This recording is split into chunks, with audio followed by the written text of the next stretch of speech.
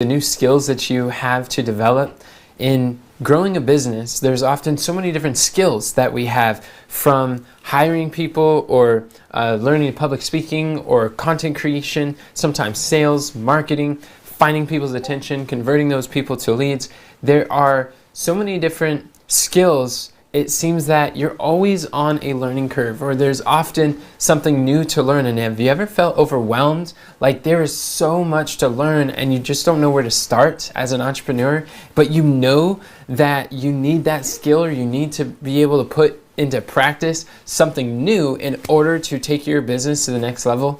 If so, what I'm going to be sharing with you today is how you can eliminate information overwhelm as an entrepreneur when you're learning new skills. Because whenever you are new at learning something, it seems like a daunting task. And if you would like to remove that ambiguous or that uncertainty when it comes to learning skills, then this video is going to be for you.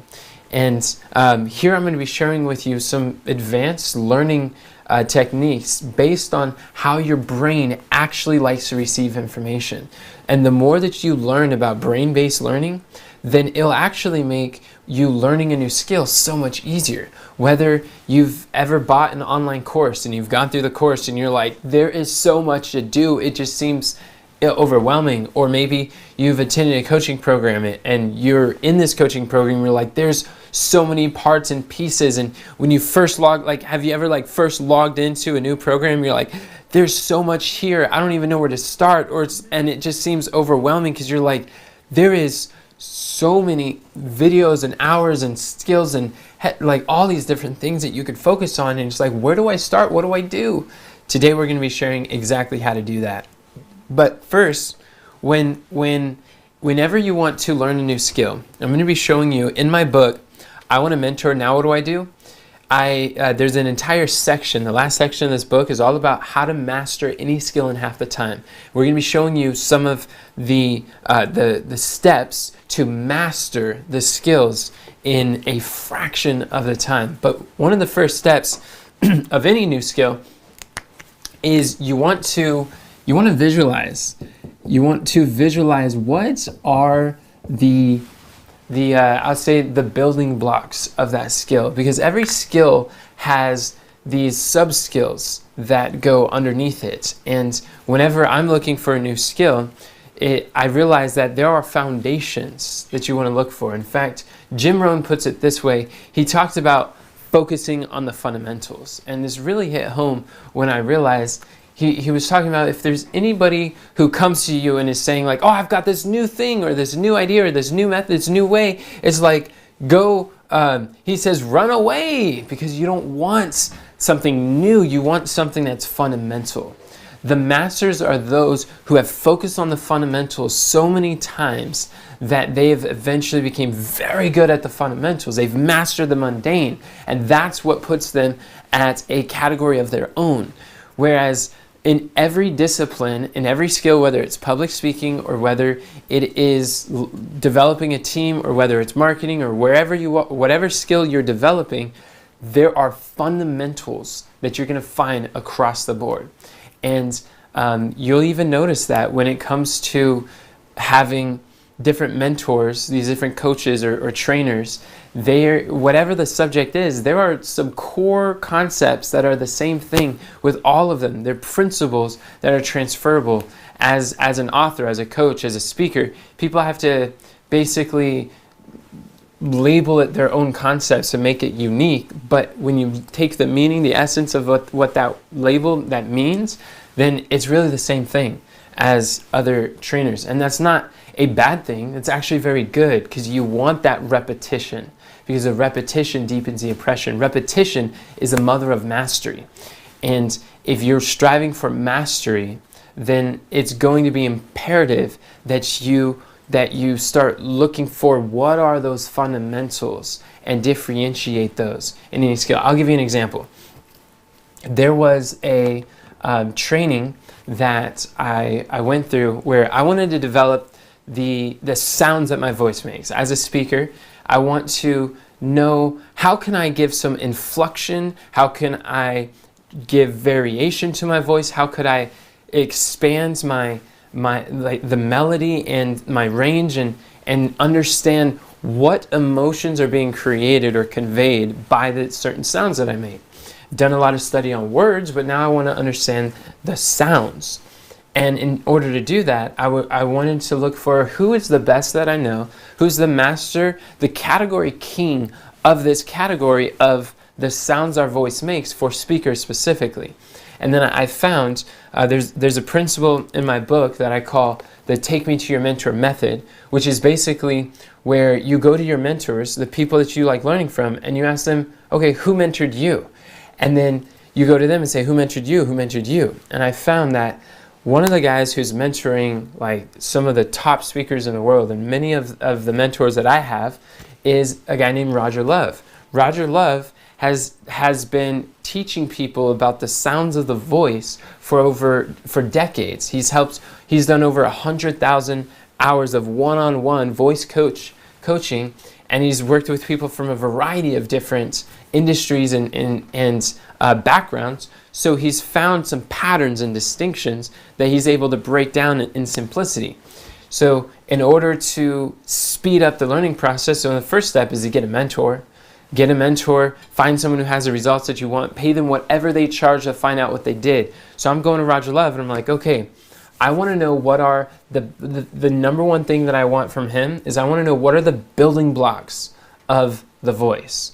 Because at the time I was like, I don't even know what the difference is. And how am I going to learn a skill that I don't even know what the elements of that skill is? I'll just be shooting in the dark.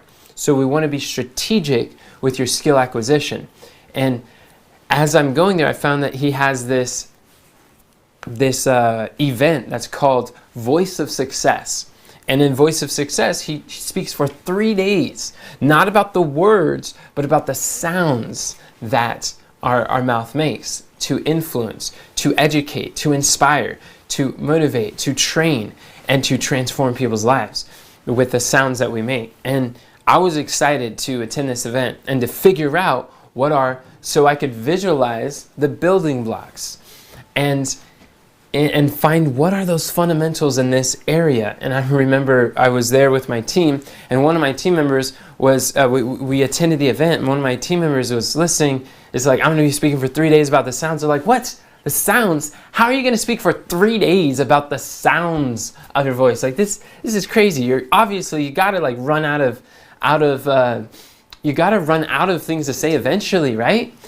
But after like a day and a half, we were just like, this guy, Roger Love's well, is so deep on this subject. He has so much to say about the sounds. Clearly, he's only scratching the surface. And after 3 days, we realized he could probably speak for 3 months and never run out of new things to say about the sounds of our voice, life-changing things. And that's the power of a mentor who's been able to master a subject, who's really focused on learning something.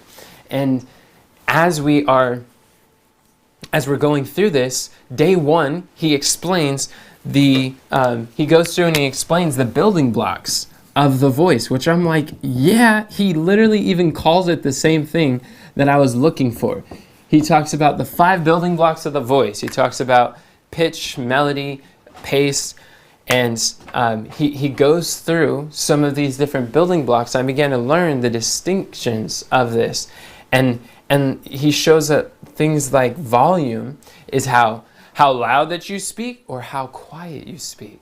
And he even overcomes objections that people who struggle with speaking at a higher volume, a lot of times it's because they feel like they're yelling, or they don't want to sound angry, or they don't want to sound like they're shouting.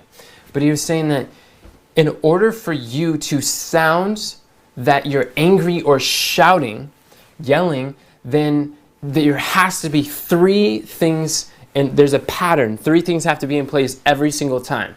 And number 1, your volume is high. That's only part of it. Number 2, you're speaking in a monotone voice, so you're monotonous. And number 3, the speed is you're speaking rapidly and very fast. When you are speaking loud and you're monotone and you're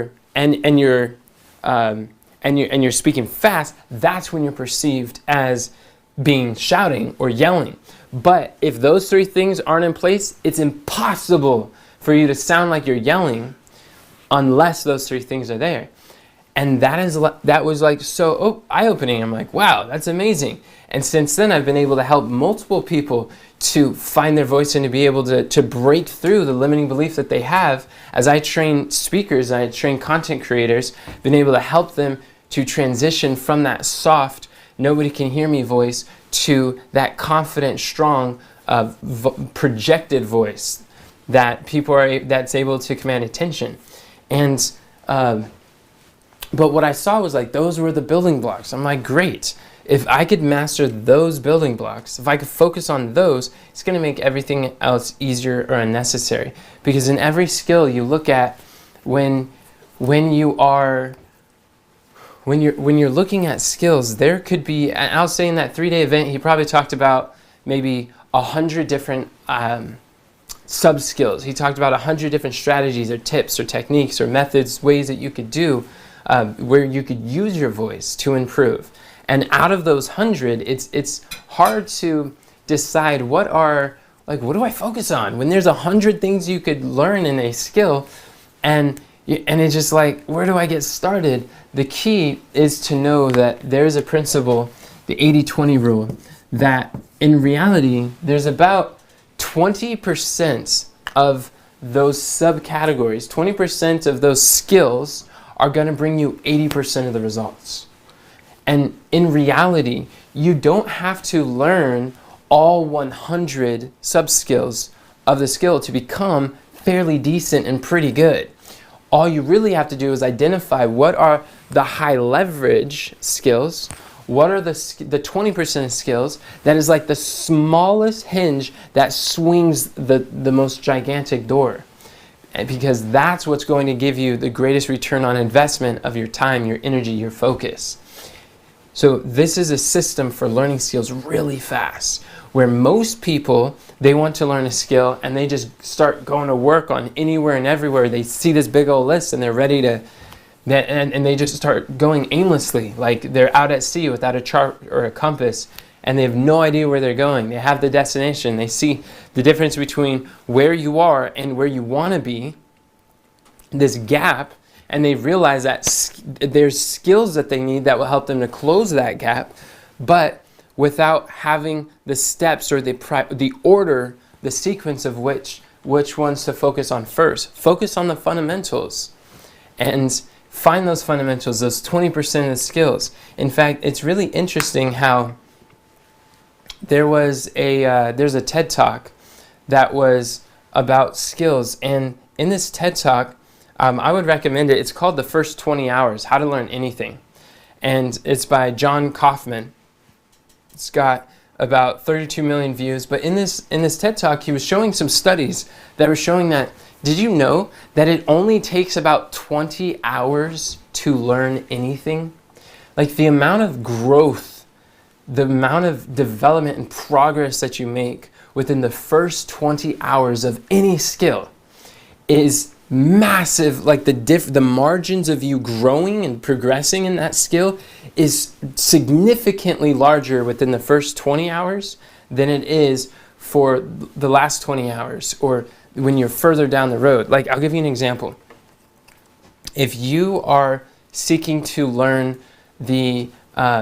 if you're seeking to learn, say, public speaking, and you want to be better at communicating to audiences, communicating whether that's an audience online or an audience in a physical event. In that public speaking skill, you are going to improve so much more in the beginning than some of the elite speakers who have been speaking for decades. Once you're getting at that level, it's probably easier to explain with like an Olympic athlete. When you start getting to Olympic athletes, when you're first learning a sport, you're improving a lot in the first 20 hours. But once you are in the Olympics, people are shaving off just slivers, just slices of time, shedding off time. They'll train for hundreds of hours training in their skill just so they could get a few, like half of a second, because that half of a second could be the difference between the gold medal or a silver medal or a bronze medal or no medal. because the further that you go in a skill, the more effort you have to put in and the less return or the less margin of progress that you're actually making.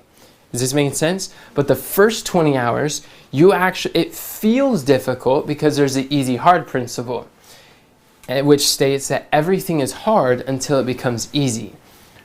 But really, failure is easy on the front end and hard on the back end, where success is hard on the front end but easy on the back end. So you get to choose your hard. Either way, it's going to be hard, but you want to have the hard on the front end until it becomes easy. And that's how it is for those first 20 hours. They feel hard, but in reality, you are making more progress in that skill than anything else. But what will help you to accelerate that is applying the 80-20 and finding what are those sub skills that are going to make the biggest difference in moving your development forward. And it was funny because Alex Hormozi mentioned how it took him 3 years to build a website for his business. He's like, it wasn't really 3 years. It was more like 3 hours. It was 3 years of procrastination and just 3 hours of sitting down and actually logging in and building and putting a website up together. Isn't that so often how it is? We'll procrastinate for those 3 years, thinking of how daunting and overwhelming this task is because it's so paralyzing. But when it comes down to actually doing it, there's only about 20 hours to become good enough and pretty decent at any skill that it is. So I encourage you that one of the reasons why we feel overwhelmed is because, first of all, we have not yet visualized what are the skills. And then the second thing is that we have not prioritized what the skills are. And when we prioritize, this is when things start moving fast. Because visualizing without prioritizing is paralyzing. And I'll say it again, visualizing without prioritizing is paralyzing. You can visualize all the building blocks and the skills and sub-skills and see everything that could be done in that skill and all these other sub-skills, and you're just like, because there's so many, it gets overwhelming and it floods your soul with grief because you see where you want to go, you see where you are, and you perceive that the path to get there will require all this huge list. But it doesn't require everything. It only requires about 20% of things on that list. It only requires about 20 hours in order to really get pretty proficient. Now, when you're looking at the skills, there's a concept that's called chunking, and this is how our brain works. Until we learn how to learn in the way that our brain actually learns, then it's going to be a lot harder. The reason why we start feeling so paralyzed is because when we see a list of sub-skills or 100 sub-skills, for instance, when it comes to public speaking, what I've done recently, which has been really helpful, but I've done this for years, but I created a database recently. I created this table or this list where I have a list of currently about 50 different public speaking tips or sub-skills that I'm able to do. And in these categories, some of the categories that I want to focus on are things like story selling. Not just telling stories, but sharing stories in a way that helps people make a decision to change a belief. I want to work on simplicity and comprehension so that people are able to take the complexities that's out there and simplify it in their mind. I want to work on authenticity and vulnerability when I share. And that's a subcategory of speaking. And then a fourth is evoking emotion. I've realized that people do things for one reason only, and it's because they feel like it. So a lot of times in learning the skill, it's not about trying to get yourself to do what you don't want to do.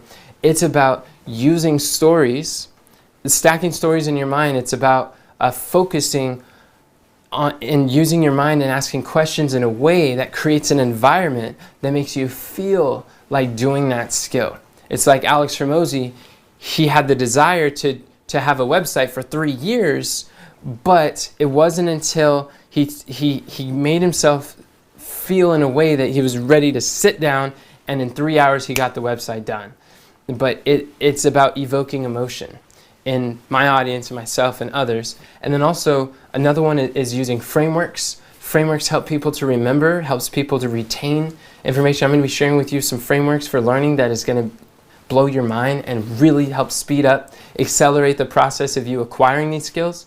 And things like overcoming stage fright, or using visuals and evoking vision or pictures or mental imagery in people's minds as I'm speaking with metaphors in ways that are very easy. So these are just some subcategories. And under there are even like sub-skills in that regard too. So I like to think about learning a skill as we can see a skill such as speaking here, and under speaking you have some of these subcategories where you have the sounds that your voice makes, and that is the stuff that Roger Love talks about. And while Roger Love talks about the 5 building blocks of the voice, and you could hear those subcategories. Then under here we have story. Story is a subcategory of speaking, that you're able to tell stories that are engaging, that make people say, I could relate to that. And another form of speaking is selling. Selling is persuasion. Selling is service. Really, if you have the most incredible product or message in the world, if you have a program that could totally transform people's lives, you will not be able to bless a single person unless you can learn how to sell that life-transforming program to others in a way that gets people to say yes. And even after you made the sale, this is where most coaches fail, is they think that because the person said yes, or course creators or book authors, when they go through it and they bought it, they have your content, they have your program, and as they're reading through, they think that the selling stops there. But that's not true. You still have to continue to sell your reader, your viewer, your listener, that to go out and implement. You're not selling them to buy another thing as much as you may be selling them to do the steps that you're encouraging them to do in order for them to transform their lives. Because if you do not continue to create programs in a way that helps people, that creates an environment that helps them to feel like doing the thing or to become the person who does the thing that you teach, then they're not going to have success. They won't have the results. And then you won't have those testimonials to help people who are seeking to transform their life. So in here, there are subcategories of the speaking. Speaking has like sounds you make, the stories you tell, the selling skills, and there's subcategories here. And a skill could be broken down. I like to kind of view it in this way, where you have these kind of categories that you're looking at. But what I want to know is I want to know, what are the highest leverage categories? What are the 20%? And when I was there was a time where I was trying to wrap my mind around, what is this like called, that process where you chunk down a skill, when you look at the different subcategories and you classify. It's like the classification, categorization of skills. And I was searching for a word. How could I describe that? How could I understand?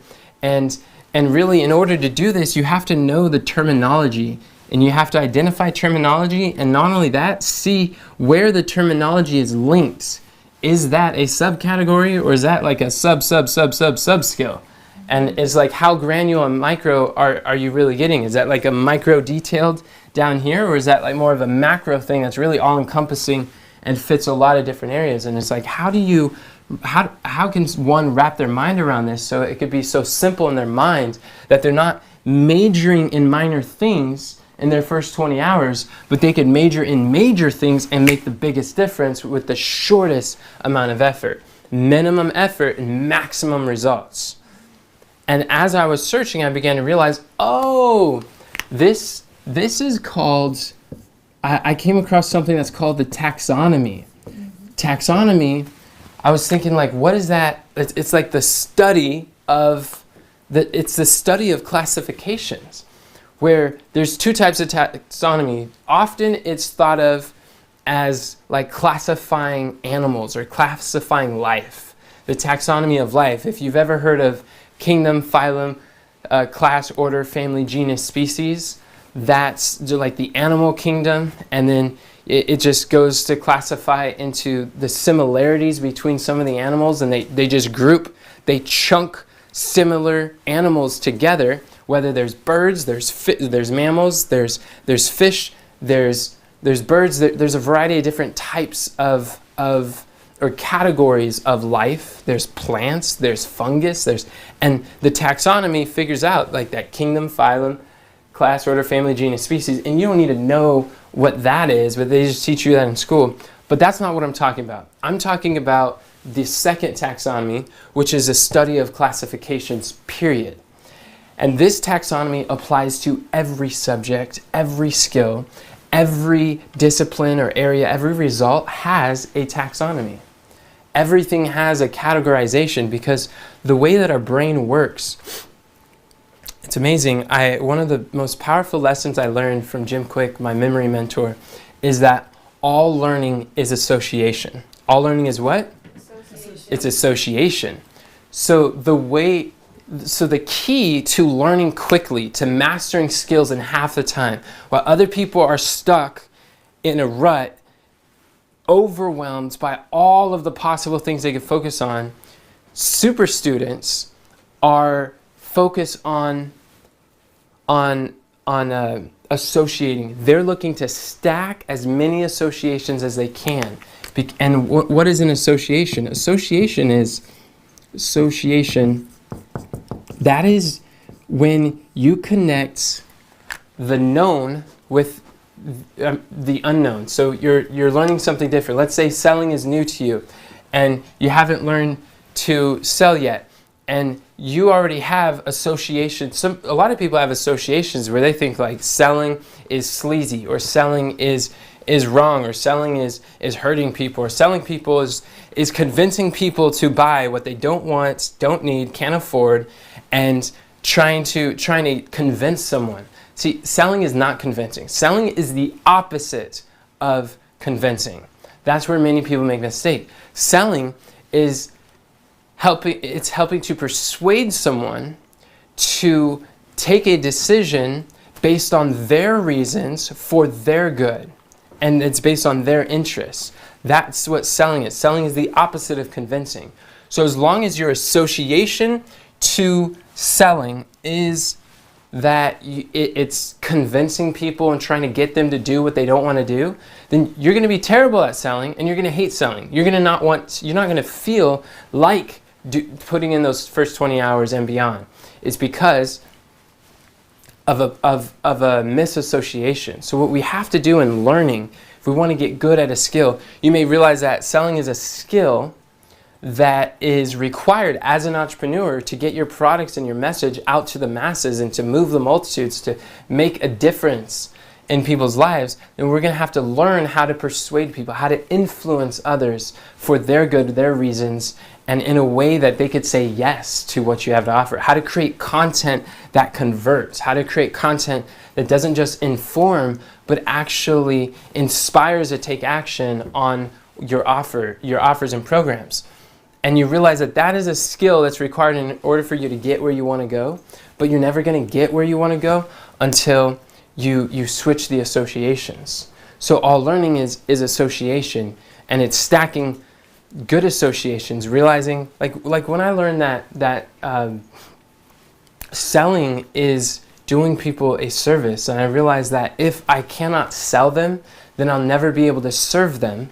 Then I realized, wow, I'm doing a disservice by not selling my programs. If I have something that could change someone's life and I know it, and they have a problem, if I cannot sell them or speak to them in a way where they want to say yes, then I'm not going to serve them. And then chances are like for your students, if there are other people who are selling something similar to you and they're not even half as good as you, then you're basically forcing them to go buy from your competitors who aren't going to love them the way you will, who won't serve them the way you are, who will not help them to get the results the way that you will. So you're doing a disservice by not selling them. And you see what that does is that links an association to sell is to serve. To not sell is to do a disservice. That's a new association. You want to stack all those. By stacking associations, you're learning the skill much faster than struggling students. This is where super students focus on stacking associations. And we can do that while we're learning the taxonomy of the skill. And a lot of times people are like, well, it's a new skill, I don't know much about it, I don't know the taxonomy. How do we figure out the taxonomy or the classification of skills? How do I figure out what are the, another word for association is labels. Labels is really the key, the master key, the secret sauce to learning the new skills is identifying the labels. Because this is what the taxonomy is, this is what chunking is. It's learning to label the concepts, the core concepts in a skill in your mind. This is literally one of the very first things I do. This would be under visualize. This is under visualizing. One of the first things I do on any skill is I start labeling what are all of the words that mean the same thing. For instance, another example is every year I choose a word of the year, and I've been doing this. This is probably my third or fourth year, and it has been life transforming every single time.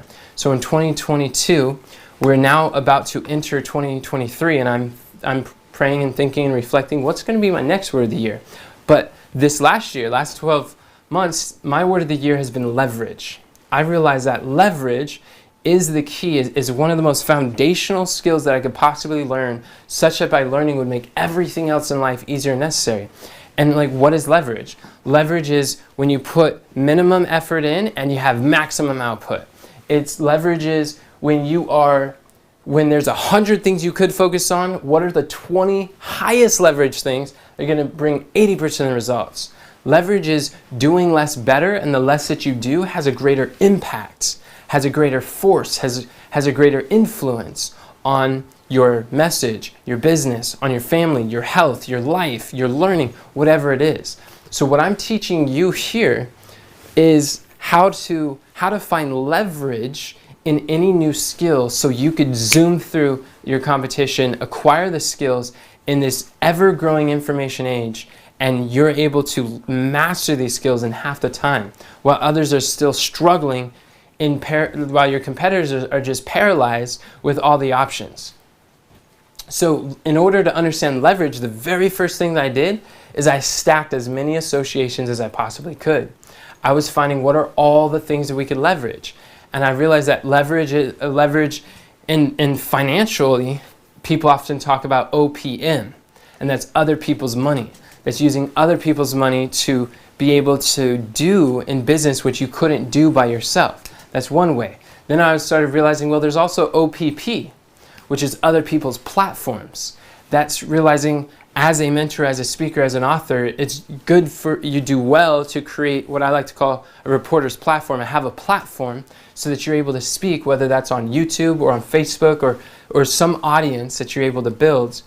And in there, you're able to get your message out as an entrepreneur, build community, and serve people, connect with them, and find those who are attracted to what you want for what you share. And having a platform is powerful.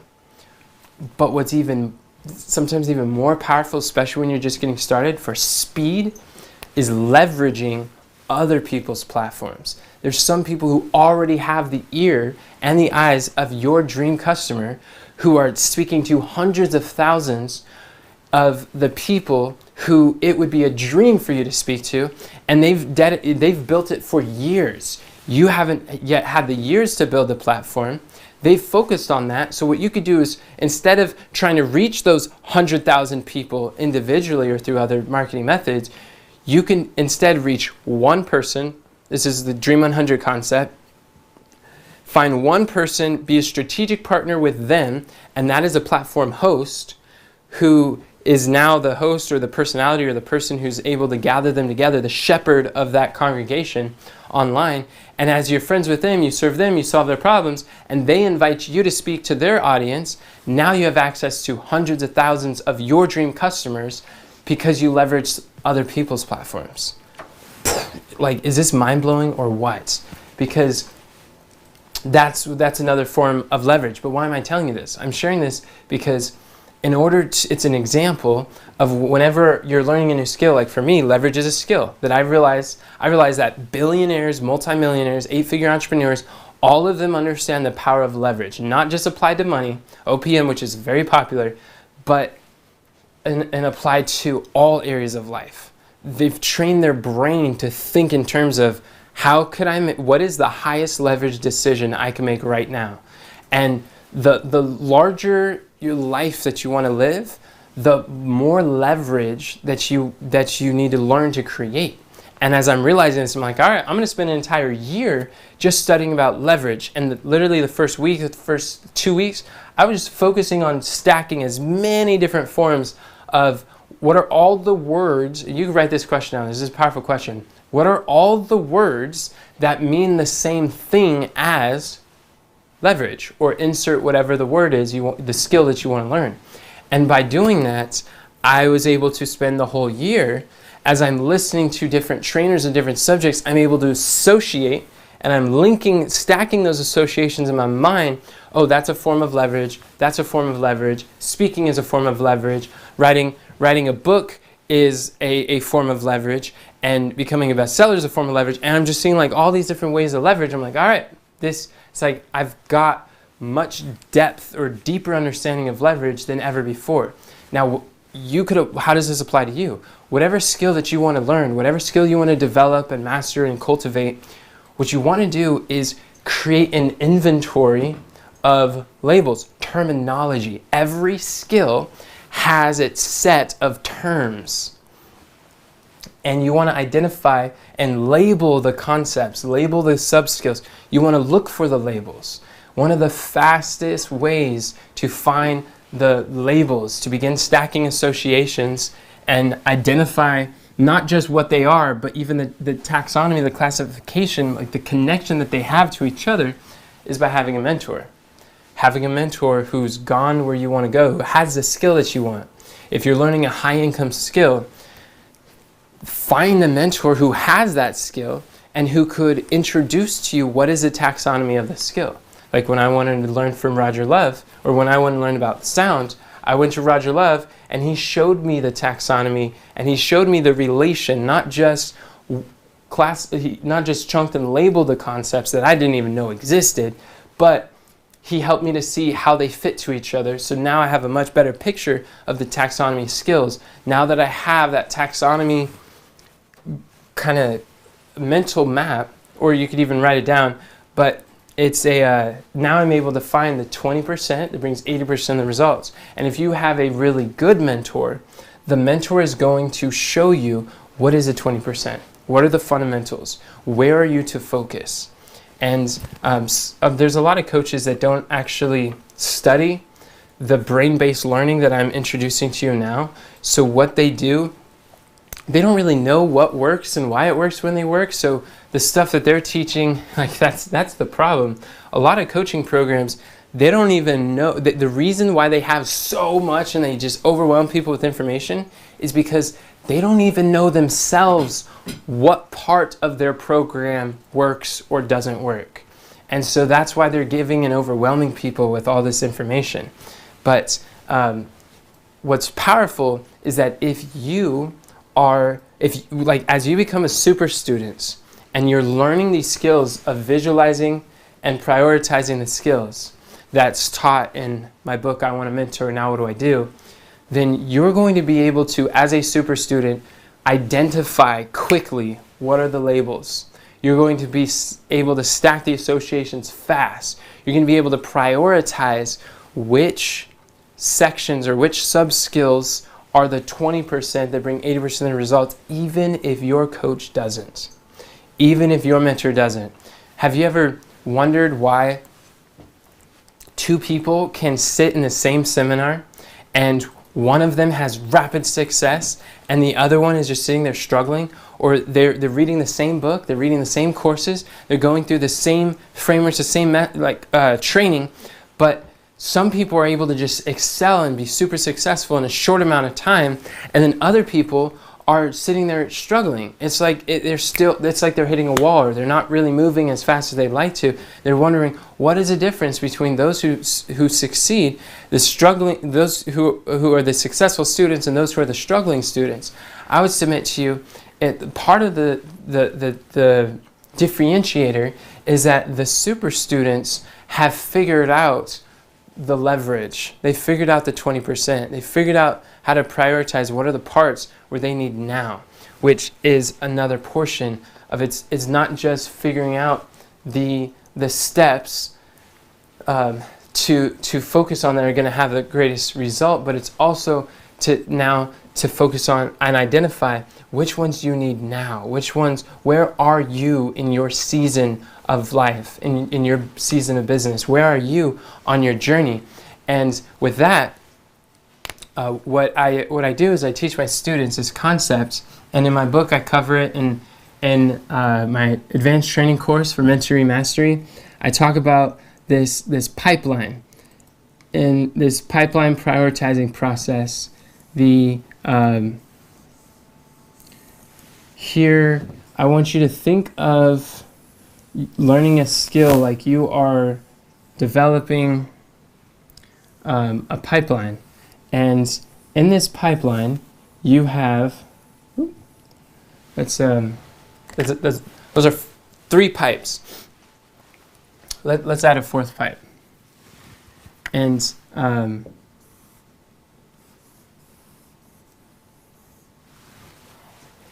so in this pipe, you have each one of these pipes is a different skill. And in this skill, one skill might be, say, this is lead generation. This skill is lead conversion, where your ability to convert leads into customers. And this one is customer ascension. This is your ability to bring customers to buy more and to ascend through your product suite. And this is customer retention, where you are now able to have customers that keep coming back, whether it's continuity or they come back to buy more or they're interested in more, they keep buying from you. So these are the 4 ways to grow a business. Every business book that has ever been written or has ever will be written, you can go through thousands of books. They really only cover 4 things. These are the fundamentals of business. These are the only 4 skills. These are the 4 skills for you to develop if you want to grow your business: lead generation, lead conversion, customer ascension, customer retention. And as you master these skills will help you to get to that next level in your business. So the way that the pipeline works is water goes through on one end, water flows through on one end, and then it flows out the other side. And you only get paid when water goes all the way through, and then boom, you're able to cash in.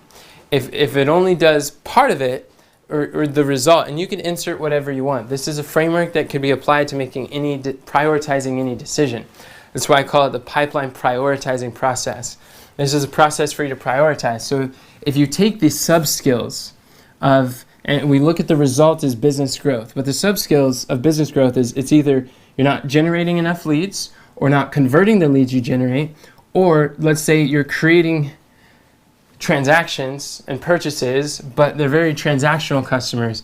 They're not relational customers. So there's no other upsells, or there's no other offers. There's no larger packages or premium offering that allows people who like their experience their first time and they want to pay you more. So by not having a premium value offer, again, you're forcing your dream customers to go to your competitors and pay them premium prices because of what you don't have or don't offer.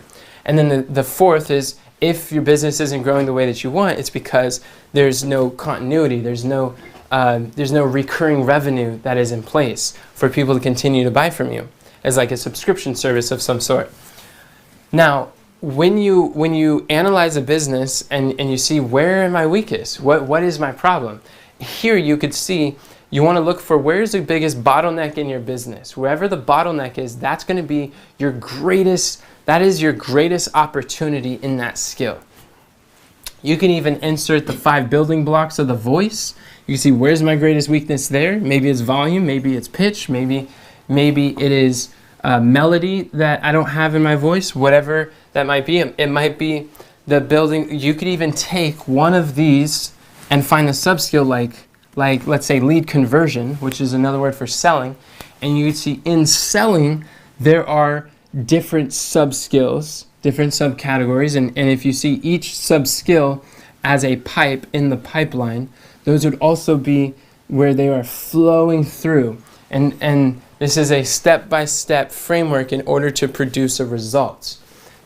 And in this, you're basically seeing where's your weakest point, where's your greatest bottleneck in sequence, and you go to work on undoing that bottleneck.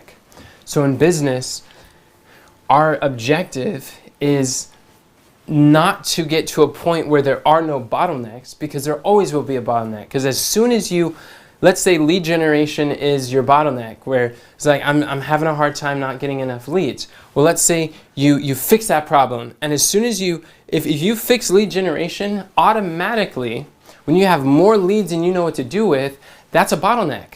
And that will actually create often a lead conversion bottleneck, where now you're converting some, but not as many as you would like to.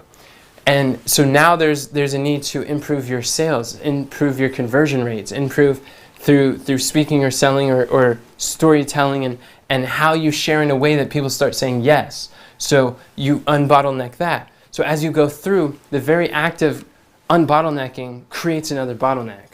So your goal is to become the person who has a business who continually is going from one unbottleneck to the next. And that's what growth looks like in every skill, in every industry, in every discipline, arena of life. You could apply this for acquiring new skills, especially as an entrepreneur. So if let's say that lead generation is the bottleneck. So what you're able to do to solve lead generation is you can create another pipeline, and in that pipeline you might have the avatar, which is figuring out who's your dream customer, getting really clear on who you're serving. Then you might have, where are they congregating, and being very clear. Do you have a list? Do you have locations? Do you have places where your dream customer is already congregating online? Whether that's on Facebook groups or YouTube ads, or are you going to do paid media is a pipeline that is allowing you to target or reach those people. Organic media, leveraging other people's platforms as a speaker, is going to help as a content creator with strategic partnerships. That's going to help you to reach those people and to unbottleneck the lead generation process. But there's sub-skills, there's sub-skills within that result, and you could have a whole pipeline under that. But what it does is it helps you to find, okay, where is my bottleneck? Where is the area that's holding me back the most? Then you go to work on that. Or if sometimes the pipe's entirely missing, maybe you have nothing there. You're completely confused on what the step is in that area. So how do you unbottleneck it, or how do you gain the skills necessary? Is you find a mentor. That's where you insert a course, a book, a coaching program, a live event, a seminar, an online challenge. These frameworks are going to help you to gain the skills so that you can undo that bottleneck and move on to the next one. And here's a problem where a lot of people, they go through trainings and they'll take like a course on, say, copywriting, on lead conversion. They'll take a course on copywriting and they're saying it's like 7 figures copywriter, and they're like, well, I went through this course and now I'm not a millionaire yet, so this course must be a scam, or this doesn't work. And they start feeling like, oh, this doesn't work now because I went through this course and then I don't have the result.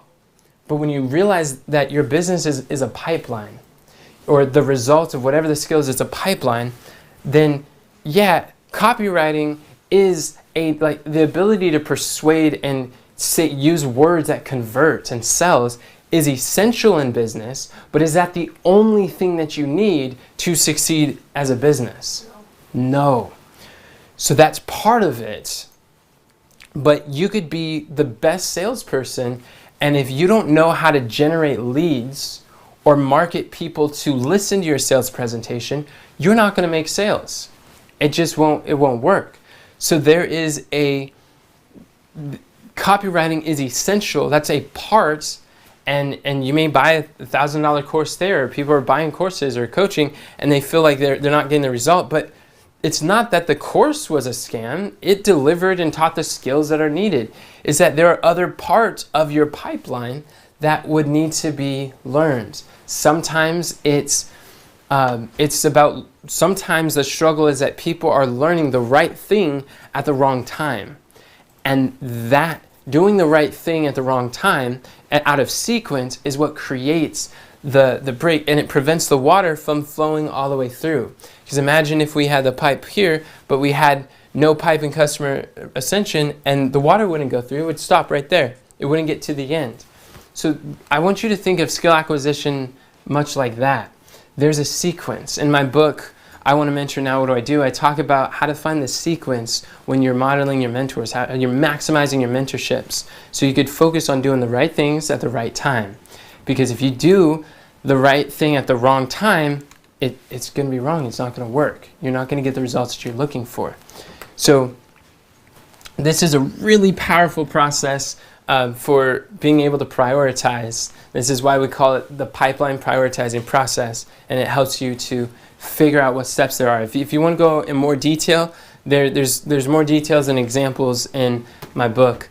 But as far as learning the skills, these are the skills that you have to be able to make some of the biggest difference in your business. And if you want to eliminate overwhelm, isn't it encouraging to know that when it comes to learning a skill, you don't need 100 things. You don't need, we feel overwhelmed. As an entrepreneur, if you feel overwhelmed when you're learning a new skill, it's because you think that when you see 100 things, it's like you need to have all those 100 things learned today or yesterday, because you see the result you want that the skill can give you, but you feel that you need the result urgently. But that's an unrealistic expectation. That's part of the reasons why you feel overwhelmed. But would it encourage you to know that there's only 20%? There's only a handful of there's only a handful of fundamentals. But if you just focus on those fundamentals, you find those fundamentals, that it will give you the freedom to learn faster, to accelerate the process, to get your result much faster.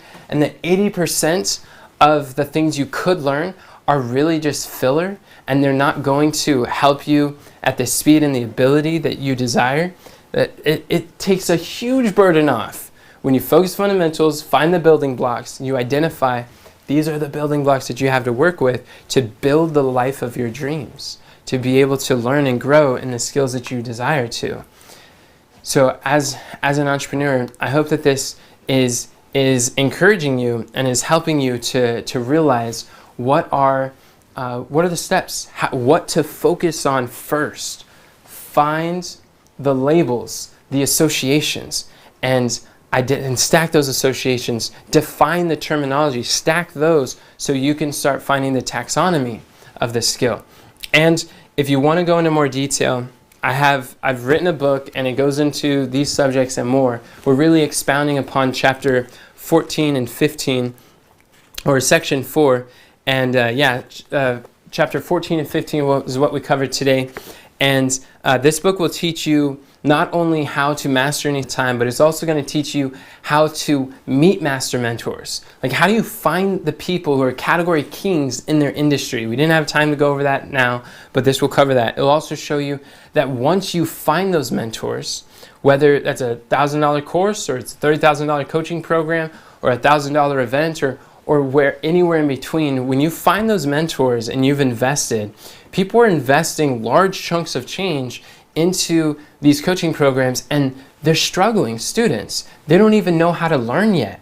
They're investing all of this in these skills, and they're like, well, I got a mentor, and but they're not getting the result they want. And if you've experienced that before, you've been overwhelmed with some of these programs, consider reading the section about how to maximize your mentorships, because that's going to help you to get the most out of that training program, the course that you've already taken, you've already bought, and help you to implement and turn that information into income by applying the principles quickly and knowing when to apply at the right time. It's going to be showing with you some of the advanced strategies for becoming a super student of successful people, so you can duplicate the success of others fast.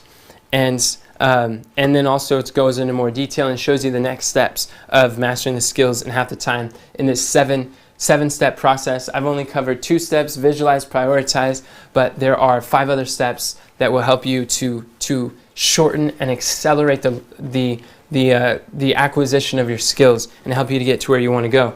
If you want a copy, just go to iwantamentorbook.com. There's going to be a link in the description. You'll be able to get one. iwantamentorbook.com.